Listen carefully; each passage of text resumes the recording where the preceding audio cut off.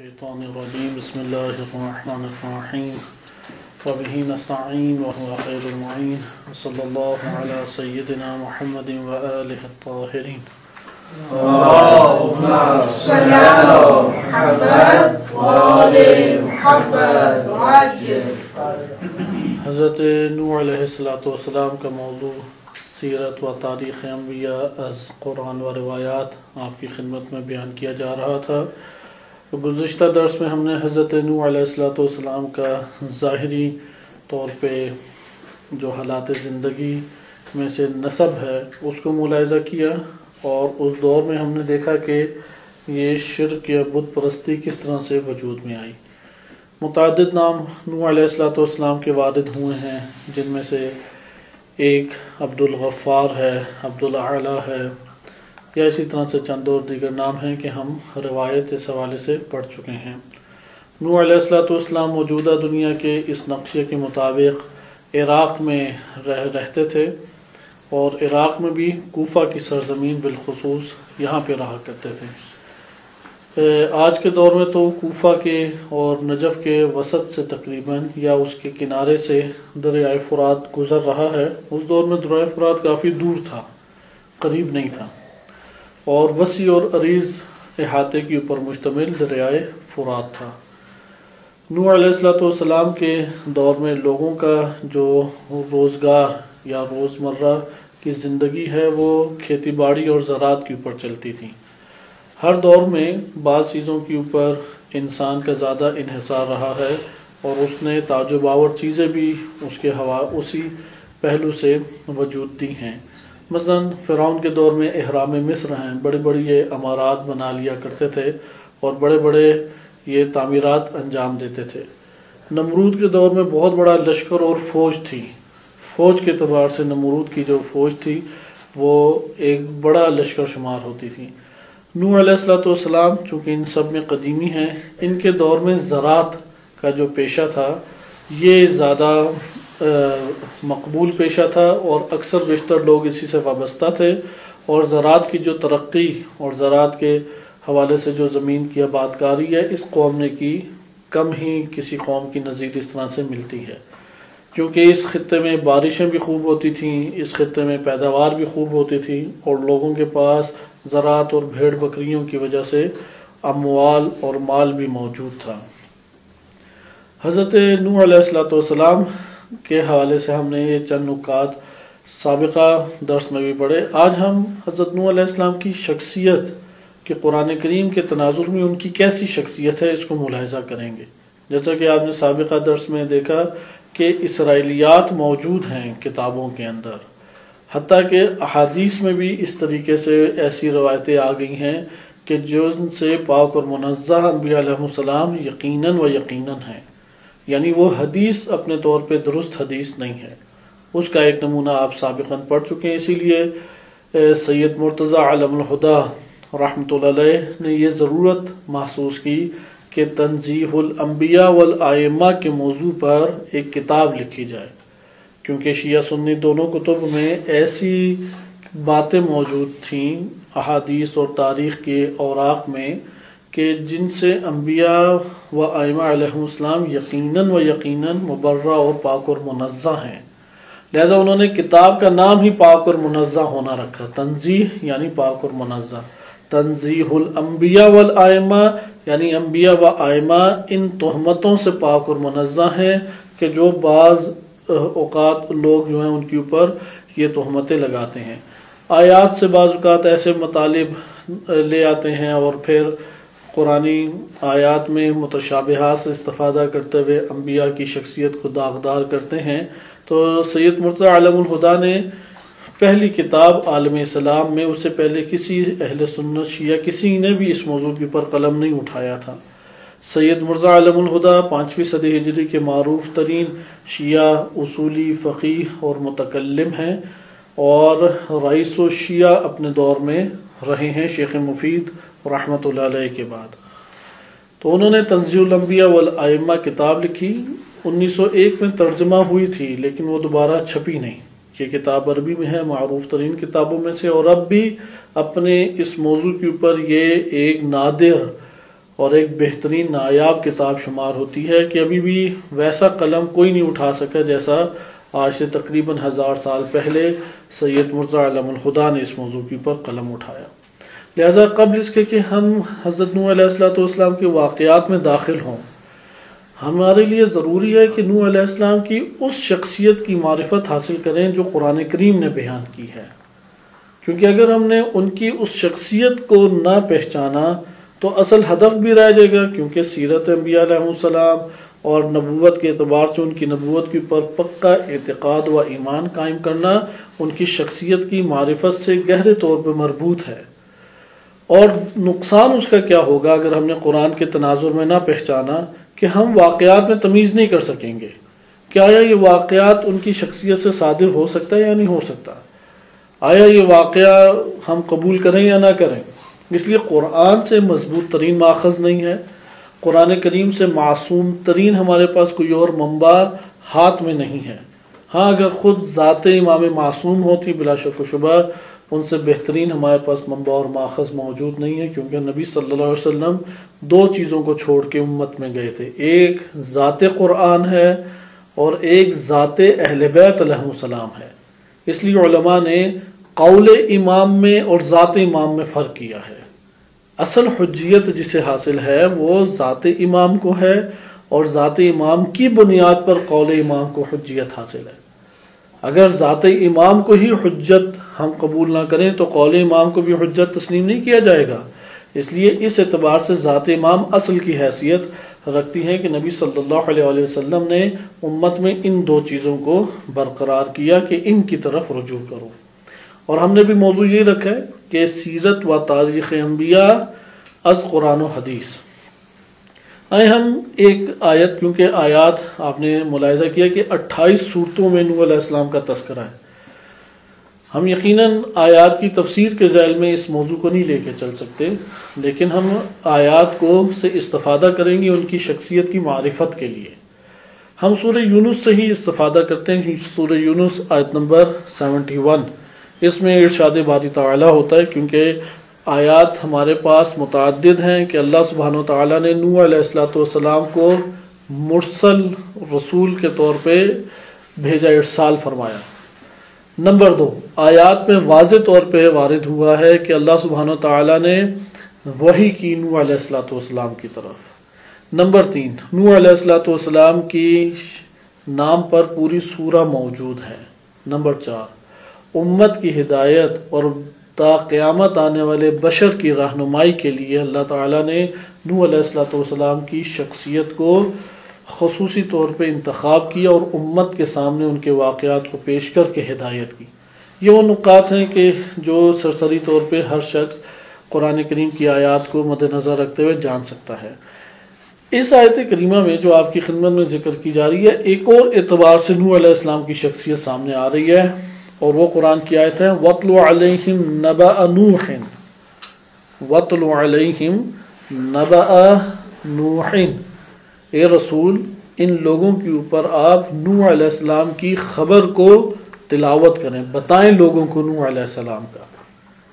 لیکن اگر قرآن یہ پیغام رسول اللہ کو دے رہا ہے تو رسول اللہ ہی کی اتباع میں ہم لوگوں کے پاس لوگوں کی ہدایت کا طریقہ کار کیا ہونا چاہیے؟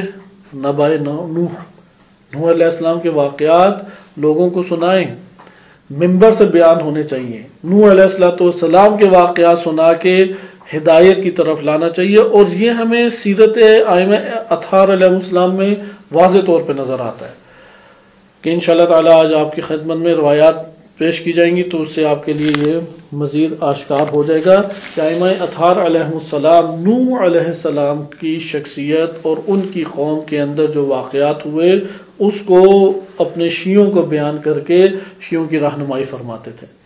حتیٰ کہ روضۃ الکافی جو الکافی کی آخری جلد 8 نمبر جلد ہے، اس میں حدیث نوح کے عنوان سے باقاعدہ عنوان ہے، اور اس عنوان کے ذیل میں نوح علیہ السلام ہی کی زندگانی سے مربوط احادیث کو شیخ محمد بن یعقوب کلینی رحمۃ اللہ علیہ نے جمع کیا ہے، لیکن وہ چونکہ واقعات سے مربوط ہے اس سے ہم تھوڑا بہت استفادہ کریں گے، زیادہ نہیں۔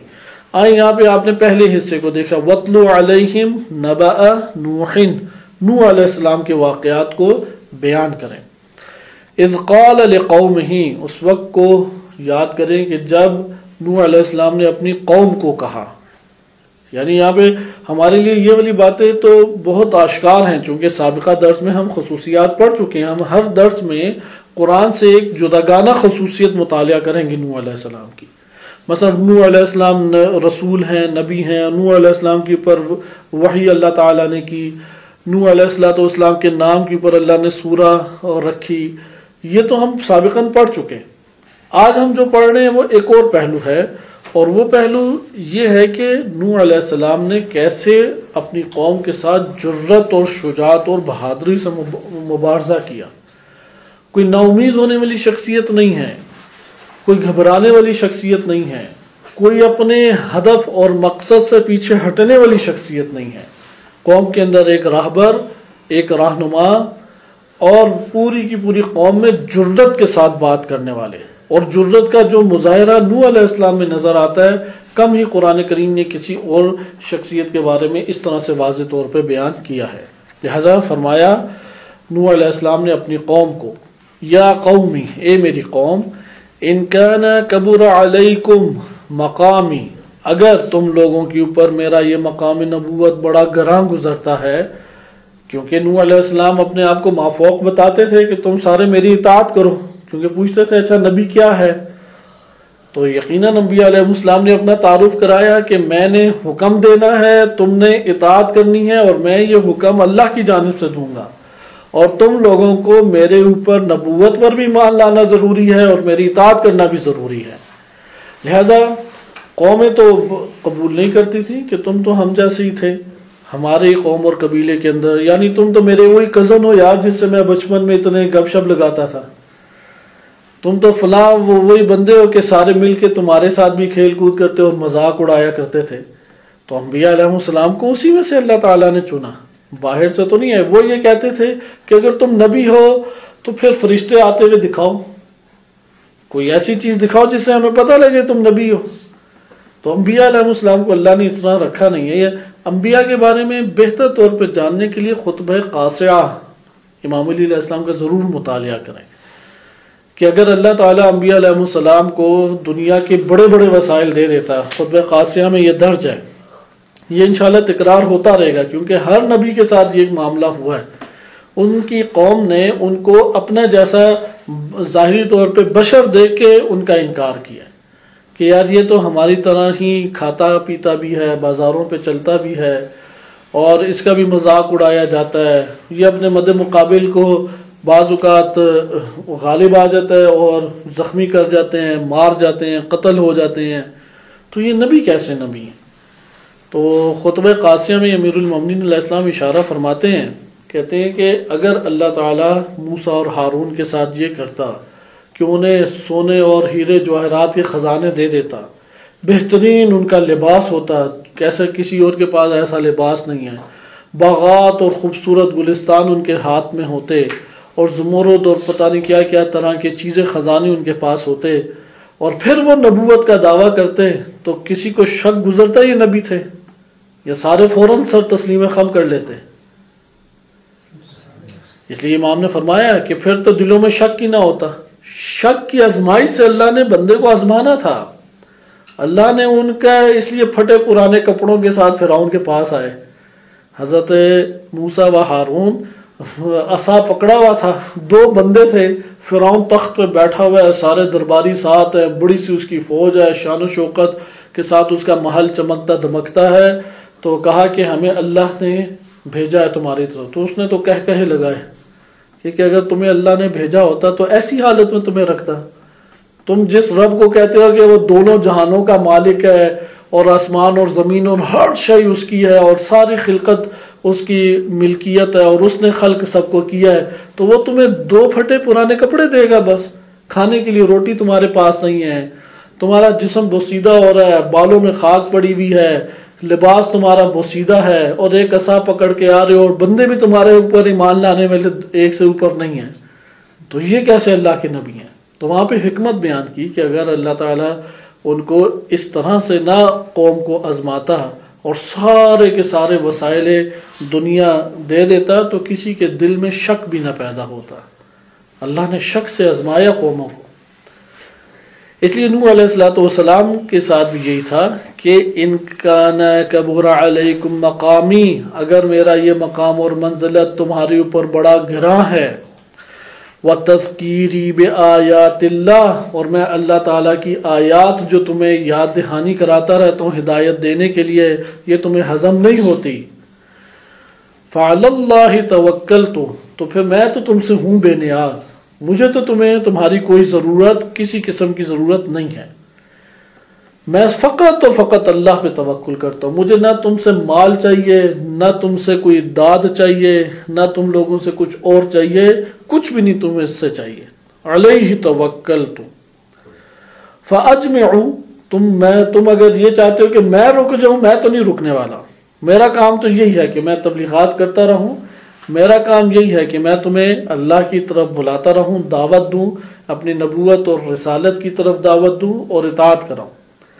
لہذا تم لوگوں نے اگر میری بات نہیں ماننی، فَأَجْمِعُوا أَمْرَكُمْ، اپنی ساری پلاننگ کر لو، جاؤ میٹنگز کرو، پلاننگ کرو، وَشُرَكَاءَكُمْ، اور جتنے شریک اور اپنے مددگار لا سکتے ہو سب کو اکٹھا کر لو، پلاننگ بھی خوب کرو، اور جتنے بڑے بڑے چودھری وڈیرے ملا اور جتنے بڑے بڑے بندے ہیں سب کو لے آؤ اپنے ساتھ اور ملا لو اور فوج تیار کرو، ثم لا یکن امرکم علیکم غمہ، اور تمہیں اور مزید فرصت دی جاتی ہے جب سب امور انجام دے لو تو مجھے مارنے کے لیے جو تم نے پلاننگ کرنی ہے، جو بندے تم نے لے کے آنے ہیں، دوبارہ نظر ثانی کر لو کہ ہم نے کوئی ایسا نقطہ تو نہیں فراموش کر دیا کہ جس میں کوئی خلل آ جائے اور ہمارا پلان جو ہے منصوبہ ناکام چلا جائے، اس لیے تم دوبارہ نظر ثانی کرو، دوبارہ بار بار اسے دیکھو، ماہرین سے تم جا کے رابطہ کرو اور لے آؤ سب کو، ثم اقضوا، پھر جو تم نے کرنا ہے میرے اوپر چڑھائی کر دوڑو، ثم اقضوا الیہ، میرے اوپر چڑھائی کر دوڑو، ولا تنظرونی، اور ایک لہجے کے لیے بھی مجھے ڈھیل مت دو، ایک لہجے کے لیے بھی، تو میں آمادہ ہوں، لے آؤ ساری فوج، لیکن میں اپنے اس کام سے نہیں ہٹوں گا، یہ میں انجام دیتا رہوں گا۔ فَإِن تَوَلَّيْتُمْ فَمَا سَأَلْتُكُمْ مِنْ أَجْرٍ، اگر تم نے حق سے منہ موڑنا ہی ہے تو ٹھیک ہے موڑو، اور مجھے تو تم لوگوں سے کسی قسم کا اجر نہیں چاہیے، ان اجریہ الا علی اللہ، میرا فقط اور فقط اجر اللہ کے پاس ہے اور اسی سے میں طلب کرتا ہوں، وَأُمِرْتُ أَنْ أَكُونَ مِنَ الْمُسْلِمِينَ، اور مجھے تو اللہ نے حکم دیا ہے کہ میں ہمیشہ سر تسلیم خم اللہ کی بارگاہ میں کیے رکھوں، مسلمین میں سے میں ہمیشہ رہوں۔ یہ آپ نے دیکھا نوح علیہ السلام کس قدر جرت مند ایک ذات اور شخصیت ہے۔ نوح علیہ السلام کا یہ تصور باطل تصور ہے، ایک شخص تھا قوم میں تبلیغ کرتا رہتا تھا، مانتے نہیں تھے، وہ روتا ہی رہا پھر، اور اتنا رویا کہ نام ہی نوح پڑ گیا۔ اس طرح کی اب روایات سازگار کریں گے انشاءاللہ وہ جو مورد تھے، لیکن نوح علیہ السلام کی بعض ایسے نام ہیں نا کہ انسان کے ذہن میں وہ نام آتے ہیں تو بہت قدیمی کوئی دور آ جاتا ہے اور ایک قدیمی زمانے کے لوگوں کا تصور آ جاتا ہے۔ نوح علیہ السلام کی جو شخصیت تھی وہ مبارز شخصیت تھی، ایک شجاع اور بہادر شخصیت تھی۔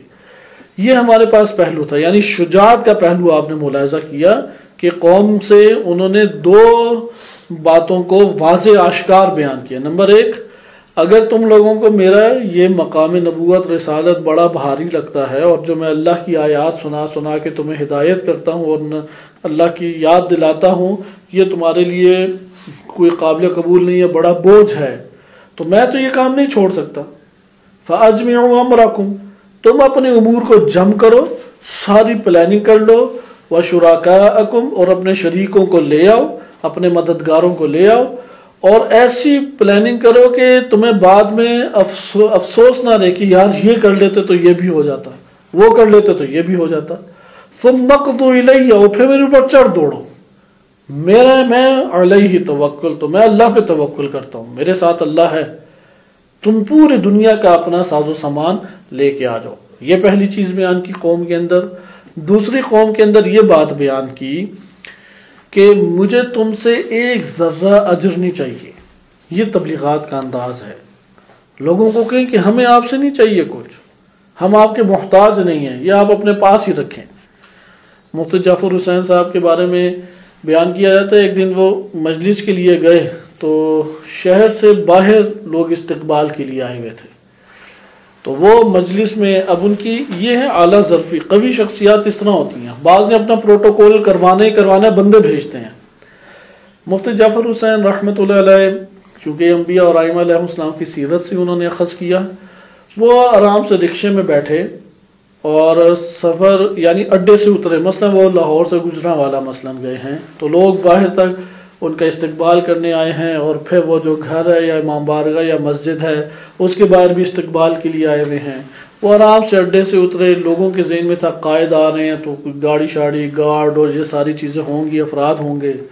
اڈے سے اتر کے رکشے میں بیٹھے ہیں اور لوگ اب انتظار میں ہیں۔ رکشہ سیدھا گیا مسجد کے پاس، ادھر سے ایک نحیف کمزور شخصیت نکلی، شاپر سے امامہ نکالا، با پہنی، سیدھا اندر چلے گئے۔ تو لوگ حیران پریشان کہ ہم تو استقبال کے لیے باہر آئے تھے، یہ اندر ممبر میں بھی بیٹھ گئے۔ پھر جب واپس آ رہے تھے تو زبردستی شاپر وہ ایک لفافہ دیا کہ آغا یہ ہدیہ ہے، تو انہوں نے کہا میں ہدیہ نہیں لیتا۔ تو انہوں نے کہا کہ نہیں آغا یہ ہماری طرف سے ہدیہ کوئی مجلس کی نہیں ہے، پیسے شیسے نہیں ہے۔ تو انہوں نے کہا کہ مجھے پتہ اس میں کتنے ہونے ہیں، اور پھر بعد میں کہنا ہے کہ ہم نے مولانا صاحب کو دیے تھے پیسے، تو اس لیے تم یہ اپنے پاس ہی رکھو تو بہتر ہے۔ اور حقیقت بھی یہی ہے، انسان اپنی زحمت کی رقم کبھی بھی نہ لے، اسے کہے کہ اگر تم نے دینے ہیں تو سال کے بڑے دن ہوتے ہیں، آج اور اسی ٹائم تم نے اس درس کے بعد یا فلاں کے بعد ہی دینا ہے، تو یہ دینا کوئی حق نہیں بنتا، کیونکہ میں اپنا اجر تم لوگوں سے نہیں لیتا۔ اس لیے انبیاء علیہ السلام کا یہ تکرار کے ساتھ قرآن کریم میں جملہ آیا ہے کہ ان اجریہ الا علی اللہ، میرا اجر ہے تو وہ اللہ ہی کے پاس ہے، مجھے تم سے کچھ بھی نہیں چاہیے۔ یہ نوح علیہ السلام قوم میں تھے، قوم نوح کے اندر قوم انہیں بہت کچھ دینا چاہتی ہے کہ یار ٹھیک ہے یہ پیسہ لے لو چپ ہو جاؤ، اور بعض مومنین ہوتے ہیں کہ جو دل و جان سے قربان ہونا چاہتے ہیں، وہ نہ ان سے لیتے تھے اور نہ ان کی بات مانتے تھے۔ اور یہی سیرت انبیاء علیہ السلام ہے کامیاب ترین، کہ ان کی بات نہیں ماننی، چونکہ آپ حق کا پرچم لیے ہوئے اور حق کے لیے آگے قدم بڑھا رہے ہیں، وہ تو ٹکراؤ پیدا ہوگا، وہ آپ منہ بند کرنے کے لیے دھمکیاں دیں، وہ سارے کے سارے لشکر لے کے آ جائیں، وہ بڑے بڑے رقمیں دے دیں، طریقوں سے الجھانا چاہیں دنیاوی طور پہ، آپ کی یہ سب چیزیں اپنے پاس رکھو، میں اپنے ہدف سے نہیں ہٹوں گا۔ یا ادھر سے مومنین ہیں کہ ایک ایسی روش کو جاری کریں کہ جس میں فروخت ہونے لگ جائے دین، یہ بات کریں فروخت کیا، آوازوں کو فروخت کیا جاتا ہے، آیات کو فروخت کرنے لگ جائیں۔ تو نوح علیہ السلام نے دروازے بند کیے کہ اللہ کا پیغام سنانے کے میں پیسے لوں، میں امام حسین علیہ السلام کا پیغام سنانے کے پیسے اور رقم لوں، میں اس راہ سے شہرت طلب کروں؟ کہا کہ مجھے تم لوگوں سے کچھ نہیں چاہیے، نہ داد چاہیے، نہ شہرت چاہیے، اور نہ رقم تم سے چاہیے۔ یہ نوح علیہ السلام کا وہ چہرہ ہے جو قرآن کریم آشکار طور پہ بیان کر رہا ہے، اور اللہ تعالیٰ نے رسول اللہ کو مکی زندگی میں کہا کہ نوح علیہ السلام کی یہ باتیں تم امت کے درمیان بتاؤ۔ یہ تو وہ باتیں، مثلا آپ خود سوچیں نا، اگر مدنی زندگی میں رسول اللہ کو یہ کہا جاتا کہ ان اجریہ الا علی اللہ یا ما سألتکم، میں تم سے کوئی اپنے اجر کے بارے میں سوال نہیں کرتا، تو ہم کہہ سکتے تھے مدینہ میں ریاست ہے اور وہاں پہ رئیس تھے تو اب ضرورت بھی رسول اللہ کو نہیں تھی، اور لوگوں میں غلط روش پڑ سکتی تھی، اس لیے کہہ دیا کہ میں تم سے کوئی اجر نہیں لیتا۔ لیکن مکی زندگی میں شب ابی طالب میں 3 سال رہے، وہاں پہ تو رسول صلی اللہ علیہ وسلم نے پیٹ میں بھوک کی شدت سے پتھر باندھے، ایک کھجور کی گٹھلی کئی افراد چوستے تھے کہ کوئی نہ کوئی ذرہ ہمارے اندر بھی چلا جائے۔ اس قدر مکی زندگی کے اندر تکالیف تھیں کہ جہاں سے گزرتے تھے گالم گلوچ کرتے، لوگ پتھر مارا کرتے تھے، رسول سے نسبت دینا مشکل تھی۔ تب قرآن کی آیت نازل ہو کے کہہ رہی ہے کہ اے رسول وَاتْلُ عَلَيْهِمْ نَبَأَ نُوحٍ، جا کے نوح علیہ السلام کی یہ والی باتیں بتاؤ، نہ کہ فقط اور فقط ایسی باتیں کہ جو کہ سختی کو ختم کریں، یہاں پہ کہ مجھے تم سے کچھ بھی نہیں چاہیے۔ یعنی قریش کو مخاطب ہو کے یہ بیان کیا جا رہا ہے کہ نہ تم لوگوں کی مجھے داد اور شہرت چاہیے، نہ تم لوگوں کی رقم چاہیے، نہ تم لوگوں کی واہ واہ چاہیے، اگر کچھ چاہیے تو تذکیر بآیات اللہ، میں تمہیں اللہ کی آیات کا تذکر دیتا ہوں، میرا مقام رسالت و نبوت اس کی طرف تم آؤ، اسے قبول کرو، اطاعت کرو اور اللہ کی راہ کی طرف آؤ۔ لہذا انبیاء علیہ السلام کا طریق، یعنی مشکلات میں یہ نوح علیہ السلام کی یہ والی بات بیان کی جائے کہ ان اجریہ الا علی اللہ، میرا اجل فقر اللہ کے پاس، یعنی جب کھانے کو کچھ نہ ہو، گھر کے اندر چولہا نہ جل رہا ہو، آنے جانے کے کرائے کے پیسے نہ ہوں، اور کسی کی لطف نظر بھی نہ ہو کہ کوئی ہمارے اوپر کوئی آ کے بڑی والہانہ طریقے سے پرتپاک طریقے سے ملاقات کرے یا استقبال کرے، جب یہ والی کنڈیشن ہو تو تب کہے کہ کوئی پیسے پکڑا رہا ہو آپ کے، نہیں، ان اجریہ الا علی اللہ، اگر کچھ پہنچایا تو وہ امانت ہے، وہ تو میں نے قرآن اور اہل بیت علیہ السلام سے لیا اسی لیے کہ آپ تک پہنچاؤں اور خود بھی منور ہوں، تو اس کی تو فروخت نہیں کرتا، اس کی تو میں نہیں بیچتا۔ اگر آپ نے کچھ دینا ہی ہے تو ہزاروں طریقے ہیں، اور اس دن کے علاوہ بھی ہیں، کوئی اور طریقے بھی ہیں، ہدیہ ہے، ہبہ ہے، وقفیہ مال بھی ہے، اسی طریقے سے اور بہت سارے ابواب علم فقہ میں آ جاتے ہیں۔ ضروری ہے کہ تم نے درس کے بعد ایک رقم کا لفافہ پکڑانا ہے یا کسی طور پہ مجلس کے بعد رسم پوری کرتے ہوئے پیسے پکڑانے، تو میں ان چیزوں سے بری ہوں کہ انبیاء اور ائمہ علیہ السلام کی سیرت یہ ہے کہ مطالبہ بھی نہ کیا جائے اور لیے بھی نہ جائے۔ یہ نوح علیہ السلام کی قوم کے اندر خوددار، باعزت، اللہ پہ توکل کرنے والی شخصیت کا آپ نے پہلو دیکھا۔ آئیں اب ہم روایات سے بقیہ پہلو دیکھتے ہیں۔ نوح علیہ السلام اولو العزم پیغمبر تھے، کیونکہ معرفت نوح علیہ السلام ہونا بہت ضروری ہے۔ زمین کے حالات کھانے پینے، سونے جاگنے اور وسائل اور نعمات سے استفادہ کرنے کے حوالے سے نہیں بدلتے، اور یہ بات بھی ہمیں ذہن نشین رکھنی چاہیے، کیا آج کا انسان زیادہ لذتیں لیتا ہے یا سابقہ انسان جو تھا وہ بہترین لذتوں میں تھا؟ کیا ہمیں ایک اندازہ ہوتا ہے آج کا انسان زیادہ بھرپور لذتیں محسوس کرتا ہے یا سابقہ دور کا؟ آج کے دور میں کون سی خالص چیز ملتی ہے؟ پانی بھی پینے کا، منرل واٹر بھی کڑوا کر کے دیتے ہیں۔ یہ بات مسلم ہے کہ جتنا آج سے ہم سے پہلے خالص غذائیں موجود تھیں، اس کی لذت اپنی جدا لذت ہے، بدنوں میں طاقت موجود تھی، ٹینشنوں کے یہ انبار نہیں پڑے ہوئے تھے جیسے آج کہے کہ تھوڑی سی ٹینشن ہے تو گر جاتا ہے بندہ۔ انسان جو ہے آج بہت زیادہ، ہاں ترقی کے اعتبار سے کہہ سکتا ہے انسان آگے ہے، کہ پہلے وہ جہاز پہ نہیں اڑتے تھے، پہلے پانی کے اندر اس طرح تیرتے نہیں تھے، پہلے شہر آباد نہیں تھے بحری کشتیوں کے اندر، پہلے چاند تک نہیں پہنچے تھے، پہلے کمپیوٹر نہیں تھا، پہلے روشنی اس طرح سے نہیں تھی، لیکن لذتوں کے اعتبار سے ابھی ایک بکرا کون خرید سکتا ہے؟ پہلے تو بھنا ہوا بکرا ابراہیم علیہ السلام ہی اور بچھڑا گسالے کا وہ 12 بندوں کے لیے لے آئے۔ ابھی تو ہم 12 بندوں کی دعوت کرنی ہو تو مشکل پیش آ جاتی ہے کہ گوشت کا اہتمام کہاں سے کریں، لہذا خالص چیز کہاں سے لے کے آئیں۔ اس لیے آج کے دور کی نسبت وہ اس دور کے لوگ کھانے پینے سونے جاگنے کے اعتبار سے بہت محکم تھے۔ مثال کی طرح بچوں کی مثال لے لیں کہ آج سے پہلے بچے اسکول جاتے تھے؟ اسکول ہی نہیں جاتے تھے، اسکول تھے ہی نہیں اس ٹائم۔ وہ کہیں بچپنا تو خوب کھیل کود میں گزرا، مدرسہ بھی نہیں تھا، یونیورسٹی بھی نہیں تھی، کالج بھی نہیں تھے، دفتر بھی اس طرح نہیں تھے، کھیتی باڑی کرتے تھے، راتوں کو سوتے تھے، بھاگ دوڑ میں زندگی بسر ہوتی، زندگی یا نیچر سے بہترین طور پہ لطف اندوز ہوتے تھے۔ پوری دنیا میں آج بھی اگر کسی نے نیچر یا قدرت سے واقعی لطف اندوز ہونا ہے تو وہ گاؤں کا رخ کرتا ہے۔ اس لیے بڑے بڑے امیر کبیر لوگ ہیں، انہوں نے بڑے بڑے فارم گاؤں میں بنائے ہوتے ہیں۔ پاکستان تو اب ایک عمرہ میں رواج پڑ چکا ہے کہ انہوں نے فارم بنائے ہوتے ہیں گاؤں وغیرہ میں، شہروں سے دور ہٹ کے، کئی کنال بڑی زمینیں لیتے ہیں، باغات لگاتے ہیں، اندر وہ کوئی نہری سے بہاتے ہیں اور ادھر پہ بڑی بڑی پارٹیز کرتے ہیں، اور اس طرح سے ایک رواج ہے، کیونکہ اس کے علاوہ استفادہ نہیں، شہروں کی زندگی میں یہ بڑا استفادہ نہیں ہوتا ہے۔ لہذا نوح علیہ السلام کے دور کے لوگوں کی مشکل کھانا پینا نہیں تھا، کیونکہ زراعت پیشہ لوگ تھے، بھیڑ بکریاں خوب تھیں، کھانا پینا گوشت اور دیگر چیزوں کا استفادہ ایک بہترین صورت میں تھا۔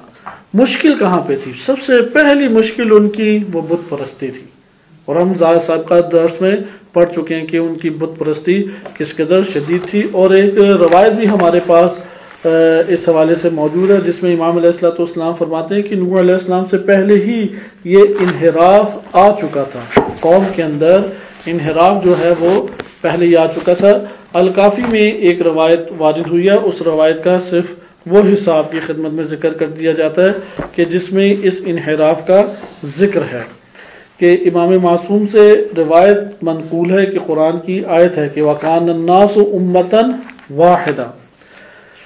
یہ ہمارے پاس روضۃ الکافی کی حدیث نمبر 40 ہے کہ امام صادق علیہ السلام سے سوال کیا گیا اللہ عز و جل کے اس فرمان کے بارے میں کان الناس امۃ واحدہ، یہ بھی سورہ بقرہ آیت نمبر 213 ہے. امام علیہ السلام نے فرمایا کان الناس قبل نوح امۃ ضلال. نوح علیہ السلام سے پہلے قوم کیا ہو چکی تھی؟ گمراہ ہو چکی تھی، اور وہ گمراہی کی فبعث المرسلین فبدأ للہ فبعث المرسلین، اور اس طرح سے پھر اللہ سبحانہ و تعالی نے انبیاء کا سلسلہ شروع کیا. یعنی اس میں روایت اصل میں کسی اور موضوع کی ہے، یہ مشیت اور ارادے سے مربوط روایت ہے، بدا سے مربوط روایت ہے کہ انشاءاللہ وہ قرآنی دروس میں آئے گا. لیکن یہاں پہ آپ نے دیکھا کہ نوح علیہ السلام سے پہلے قوم کیا ہو چکی تھی؟ گمراہ. اور گمراہی کی نوعیت کیا تھی؟ شرک. اور شرک میں بالخصوص کس میں تھا؟ عبادت میں شرک تھا. عبادت فقط اللہ سبحانہ و تعالیٰ کی ہے، کسی اور ذات کی عبادت نہیں ہو سکتی. تو شرک ادھر پھیلا ہوا تھا. نمبر 2، ان کے اندر جب شرک آتا ہے تو ایک قباحت نہیں لے کے آتا. مثلا جب قرآن کریم یہ بات کرتا ہے کہ شرک ان میں تھا تو اس کا یہ مطلب ہے کہ شرک کی وجہ سے پیدا ہونے والی تمام برائیاں ان میں تھیں. کیونکہ بعض ایسے امراض ہوتے ہیں وہ لگ جائیں تو اس کی بنیاد پہ کئی امراض انسان کے وجود کو لگتے ہیں.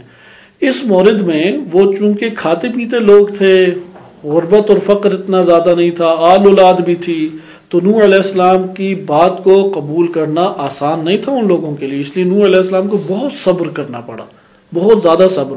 ایک جگہ پہ مثلا غربت ہو، فقر ہو، وہاں پہ نبی جو ہے مثلا کوئی ہسپتال لگا دے، کوئی رفاہی ادارے کھول دے، لوگوں کا پھر میلان کا ایک چانس بن جاتا ہے. لیکن یہ جو ایسا مورد تھا کہ یہاں پہ وہ لوگ اپنی روزمرہ زندگی اور روٹین لائف میں اس طرح سے مبتلا تھے کہ نوح علیہ السلام کی بات کے اوپر کان ہی نہیں دھرتے تھے، اصلا وہ ان کی بات کو سنتے ہی نہیں تھے. لہذا آپ یہ دیکھیں کہ نوح علیہ السلام نے کس طریقے سے صبر کیا.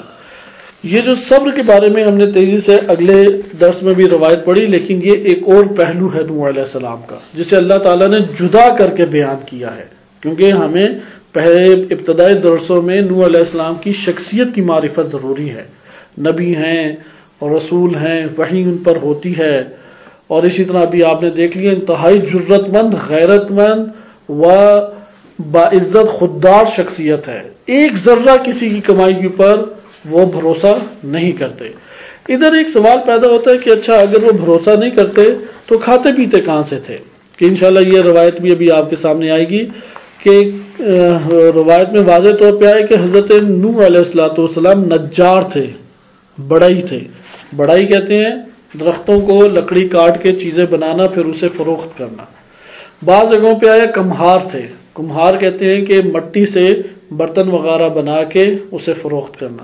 ممکن ہے دونوں کام ہی کرتے ہوں، قریب کام ہے، کوئی بہت بعید نہیں. یہ بھی ہو سکتا ہے کہ لکڑی سے پانی وغیرہ کے یا مٹکے وغیرہ یا اس طرح کی چیزیں بنا کے بیچتے ہوں. بہرحال بڑائی کے بارے میں الکافی میں یہ روایت آئی ہے.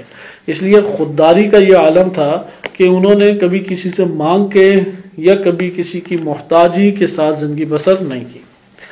ایک اور خصوصیت صبر ہے. لہذا یہ روایت تیزی سے ملاحظہ کریں. اور صبر کے ساتھ ساتھ نوح علیہ السلام پہلی شخصیت ہیں انبیاء و رسول علیہ السلام میں جن کو اللہ نے شریعت دی. یہ امتیاز ہے نوح علیہ السلام کا. نوح علیہ السلام سے پہلے کوئی شریعت موجود نہیں تھی. اس لیے آپ یہ روایت دیکھیں، یہ الکافی میں موجود ہے. اور باب کتاب الایمان الکفر ہے. اس باب کے اندر ایک اور باب ہے باب الشرائع. جو باب الشرائع ہے اس کی حدیث نمبر 2 ہے. اس میں امام صادق علیہ السلام سے راوی ہیں سماع بن مہران. وہ پوچھتے ہیں کہ اللہ عز و جل کے اس فرمان کا کیا مطلب ہے؟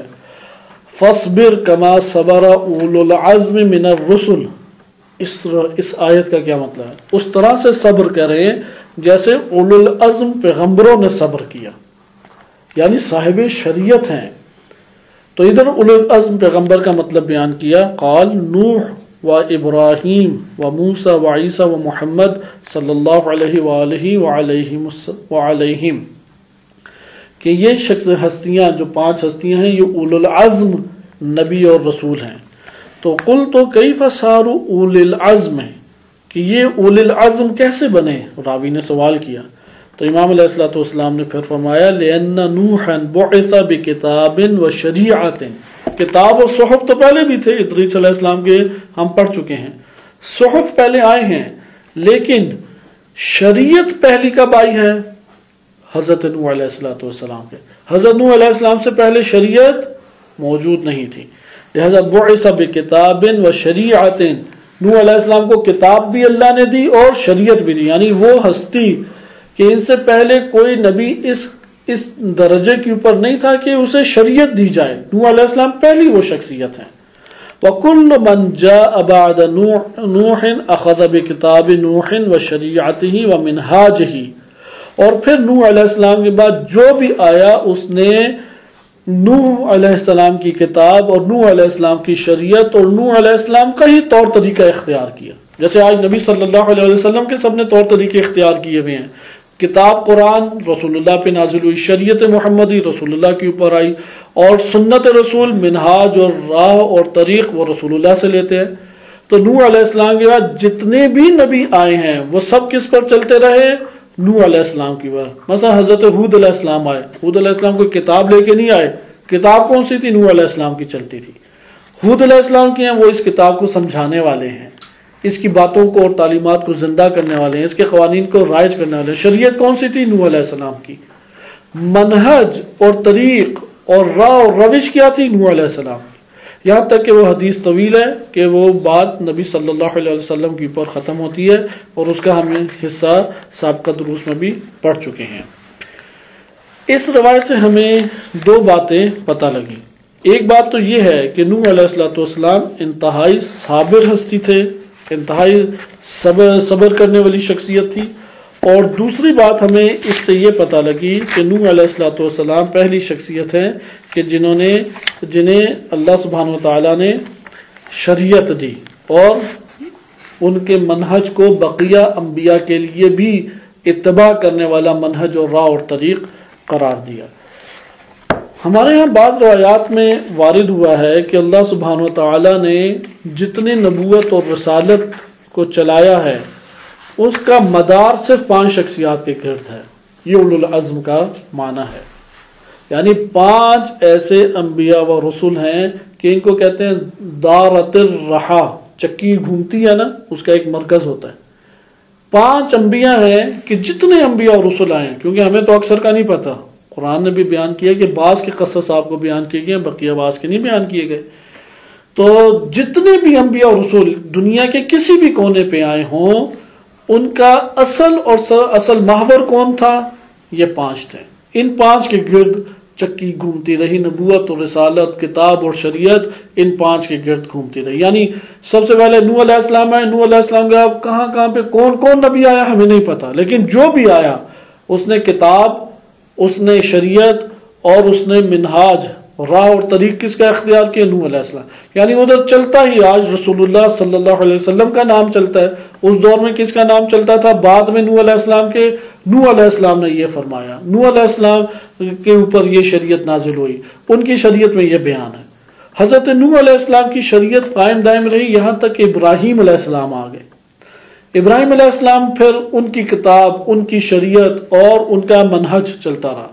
پھر اس کے بعد موسیٰ علیہ السلام آ گئے اور بقیہ شریعتیں منسوخ ہو گئیں، اور موسیٰ علیہ السلام کا شریعت، ان کی کتاب تورات اور ان کا منہج چلا۔ پھر عیسیٰ علیہ السلام، اور آخر میں نبی اکرم صلی اللہ علیہ وسلم آئے، اور رسول اللہ صلی اللہ علیہ وسلم اس وقت پوری دنیا کے لوگوں کے لیے حق یہ بنتا ہے کہ ان کی کتاب قرآن کریم کو اختیار کریں، ان کی شریعت محمد صلی اللہ علیہ وسلم کو اختیار کرے، اور ان کی منہج یعنی سنت رسول کو اختیار کریں، اور ان تینوں چیزوں کی حفاظت کرنے والی اور ان تینوں چیزوں کو بیان کرنے والی حقیقی شخصیات وہ اوصیاء اور ائمہ اطہار علیہم السلام ہیں۔ یہاں پہ ایک روایت آپ کی خدمت میں اس حوالے سے بیان کی جائے، اس سے آپ نے دیکھا کہ نوح علیہ السلام کی شخصیت ایک جامع شخصیت تھی۔ ان کی جب شریعت، صاحب شریعت رسول ہونا ایک چھوٹی اور معمولی بات نہیں ہے۔ ایک روایت آپ کے سامنے کتاب الحجت سے بیان کی جا رہی ہے، الکافی میں، یہ ہمارے پاس جلد بن جاتی ہے، جلد نمبر 1۔ اس روایت کو توجہ سے سنیں، کیونکہ اب آپ شخصیت نوح علیہ السلام کا اندازہ لگائیں کہ کیا کیا اوصاف ہیں۔ ایک ہستی، اللہ نے ایک ایسا بشر امتوں کے اندر خلق فرمایا کہ جس کو رسول اور نبی بنایا اور اس کے اوپر وحی نازل کی اور اس کی باتوں کو ہر دور میں ابھار دیا، اور اس سے باعظمت انسان نہیں آیا، کیونکہ عقائد میں یہ بحث چلتی ہے کہ نبی صلی اللہ علیہ وسلم کے بعد سب سے عظیم ترین کون سے نبی اور رسول ہیں؟ سب سے عظیم ترین نبی اور رسول وہ کون ہیں؟ ایک تو یہ بحث ہے نا کہ رسول اللہ کے بعد سب سے افضل ترین ہستی کون ہے۔ مکتب تشیع میں اکثر علماء قرآن اور روایات کی ادلہ کی بنیاد پہ کہتے ہیں سب سے عظیم ترین ہستی رسول اللہ کے بعد امام علی ابن ابی طالب علیہ السلام ہے۔ یہ ہے کہ رسول اللہ کے بعد سب سے عظیم ہستی، لیکن یہاں پہ سوال ہو رہا ہے نبی صلی اللہ علیہ وسلم کے بعد سب سے عظیم ترین نبی اور رسول کون ہیں؟ تو علماء میں اختلاف ہے، آیا نوح علیہ السلام ہے یا ابراہیم علیہ السلام؟ بعض ہمارے پاس دلیلیں ہیں جس سے ثابت ہوتا ہے نوح علیہ السلام افضل ہے، بعض دلیلیں ہیں جن سے ثابت ہوتا ہے ابراہیم علیہ السلام افضل ہیں، لیکن پھر بحث مباحثے کے بعد اکثر بیشتر علماء ابراہیم علیہ السلام کو افضل قرار دیتے ہیں، لیکن ایک بڑی تعداد ہے وہ نوح علیہ السلام کو افضل قرار دیتی ہے۔ اس لیے نوح علیہ السلام ان کی شخصیت کو پہچاننے کی ضرورت ہے کہ کس قدر بزرگ شخصیت ہے۔ آئیں ایک اور ان کی بزرگ شخصیت کا پہلو آپ ملاحظہ کریں کہ یہ روایت امام باقر علیہ السلام سے وہ فرماتے ہیں کہ رسول اللہ صلی اللہ علیہ وسلم نے فرمایا ان اول وصی کان علی وجہ الارض، زمین کے اوپر، اس روئے زمین پر سب سے پہلا وصی کون آیا؟ ہبۃ اللہ ابن آدم، آدم علیہ السلام کے بیٹے ہبۃ اللہ تھے، وہ پہلے وصی تھے۔ وما من نبی مضى الا وله وصی، کوئی نبی ایسا نہیں گزرا مگر یہ کہ اس کا وصی تھا۔ صحیح ہے، کوئی نبی ایسا نہیں گزرا اس کا وصی تھا۔ وَكَانَ جَمِيعُ الْأَنْبِيَاءِ 100,000 نَبِيٍّ و20,000 نَبِيٍّ، جتنے بھی انبیاء ہیں وہ کتنے ہیں؟ 1,24,000، ہمارے ادھر 20 ادھر آیا 20,000 نبی، بعض جگہوں پہ 1,24,000 نبی آئے، اس سے کم زیادہ بھی ہو سکتے ہیں، لیکن یہاں پہ کیا بیان کیا جا رہا ہے؟ انبیاء جتنے بھی آئے ہیں وہ کتنے ہیں؟ 1,20,000 نبی۔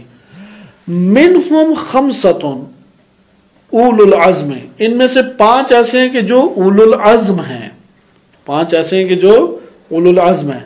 پہلے کون ہے؟ نوح، دیکھیں سب سے پہلے نوح علیہ السلام کا نام۔ دوسرے کون ہے؟ ابراہیم۔ تیسرے کون ہے؟ موسیٰ۔ چوتھے کون ہے؟ عیسیٰ۔ 5ویں کون ہے؟ محمد صلی اللہ علیہ وآلہ۔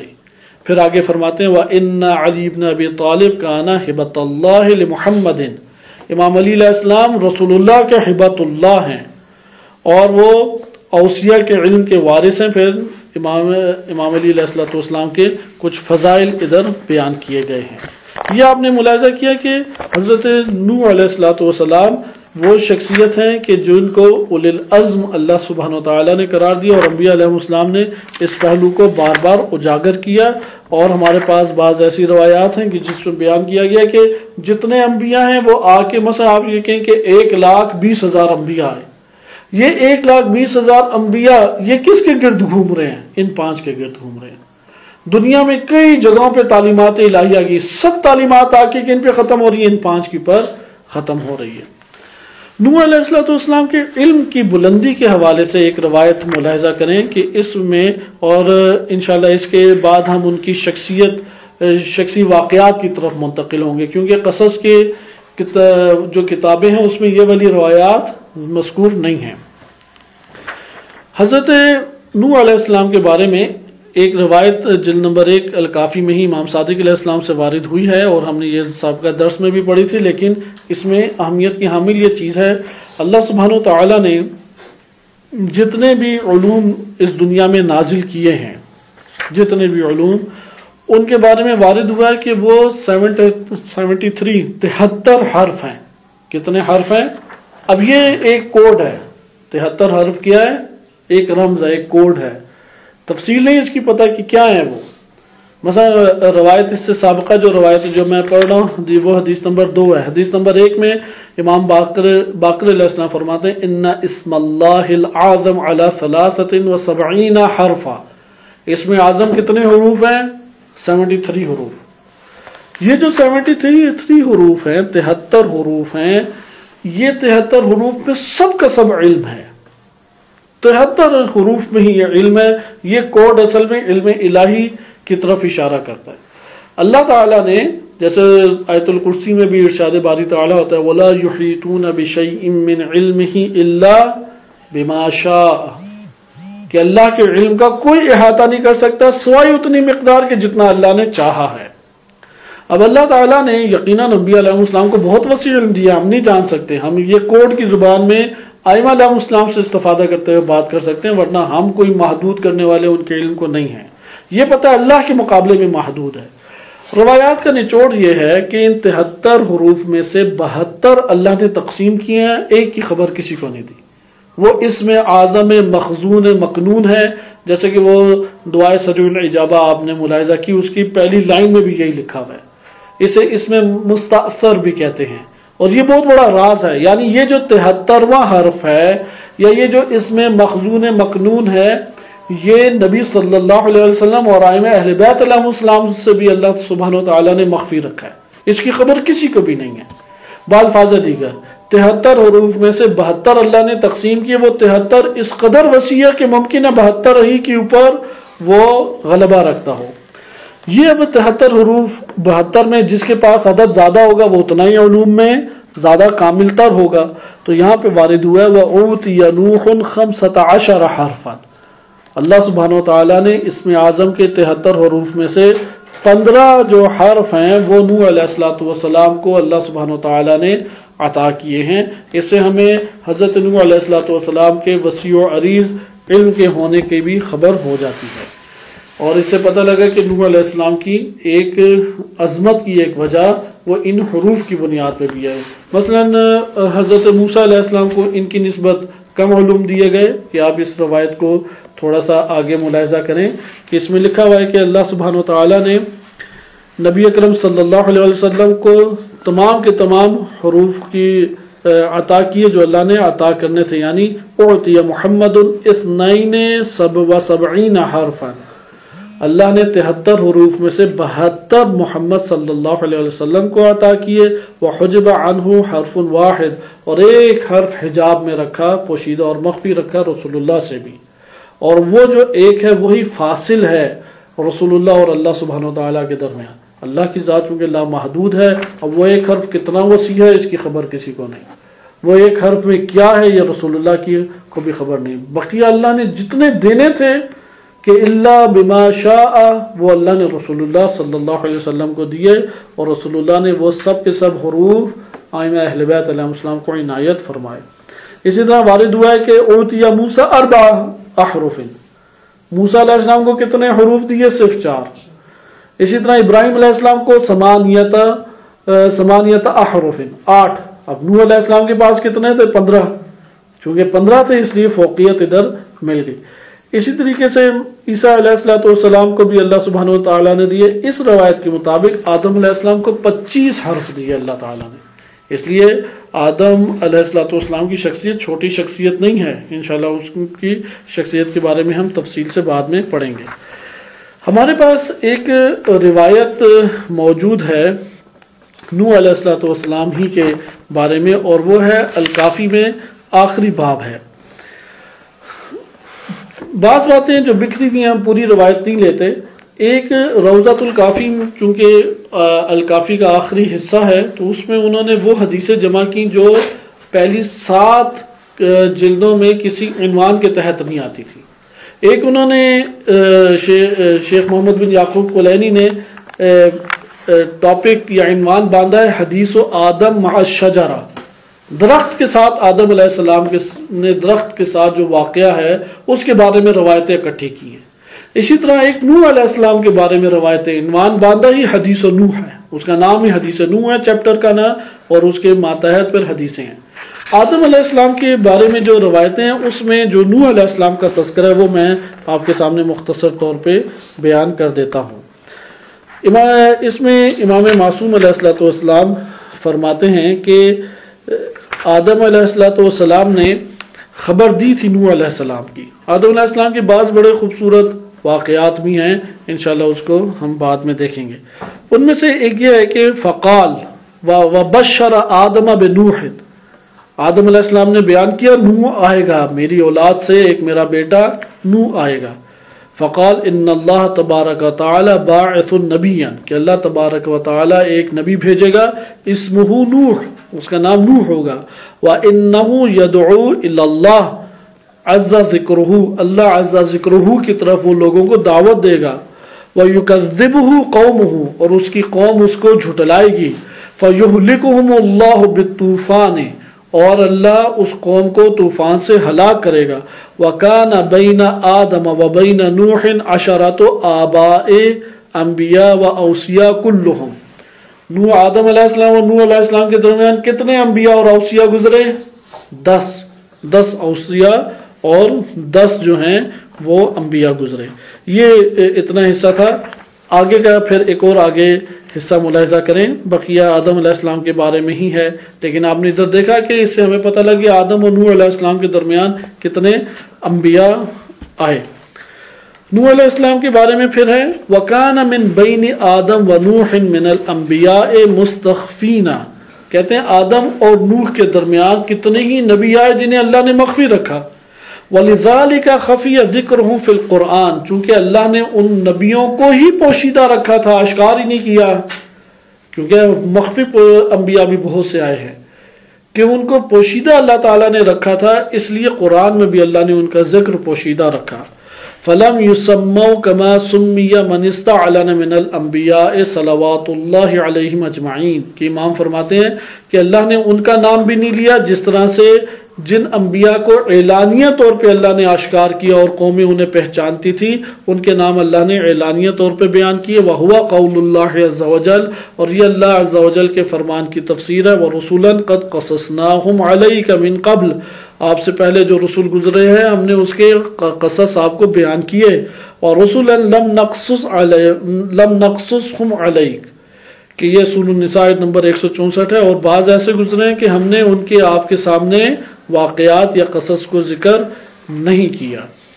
پھر حضرت نوح علیہ السلام کے بارے میں وارد ہوا ثم ان نوحا لما انقضت نبوته، نوح علیہ السلام نے جب اپنی نبوت کو ختم کر لیا اور ان کے دن پورے ہو گئے تو اللہ عز و جل نے ان کی طرف وحی کی کہ یا نوح قد قضیت نبوتک، آپ کی نبوت ختم ہو گئی ہے، وَاسْتَكْمَلْتَ أَيَّامَكَ، اور آپ اپنے ایام کو پورا کر چکے ہیں، فَاجْعَلِ الْعِلْمَ الَّذِي عِنْدَكَ وَالْإِيمَانَ وَالْإِسْمَ الْأَكْبَرَ وَمِيرَاثَ الْعِلْمِ وَآثَارَ عِلْمِ النُّبُوَّةِ فِي الْعَقَبِ مِنْ ذُرِّيَّتِكَ، اس لیے آپ اپنے اس علم کو جو آپ کے نزدیک ہے، آپ کے پاس علم ہے، اسے قرار دیں، اور ایمان کو اور اسم اکبر کو، اسم اکبر کیا ہے یہ خود ایک بحث ہے، اور علم کی میراث کو اور نبوت کے آثار کو اپنی نسل میں، اپنی ذریت میں، اپنی نسل میں قرار دیں۔ اور فَإِنِّي لَمْ أَقْطَعْهَا كَمَا لَمْ أَقْطَعْ مِنْ بُيُوتِ الْأَنْبِيَاءِ الَّتِي بَيْنَكَ وَبَيْنَ آدم، جس طرح اللہ نے آپ کے اور آدم کے درمیان گھرانے نبوت سے اس چیز کو نہیں ہٹایا، اللہ یہ سلسلہ کبھی ختم نہیں کرے گا اور زمین کبھی بھی اس طور پہ خالی نہیں رہے گی۔ پھر وبشر نوح سامًا بہود، نوح علیہ السلام نے ہود کی بشارت دی سام کے ذریعے سے۔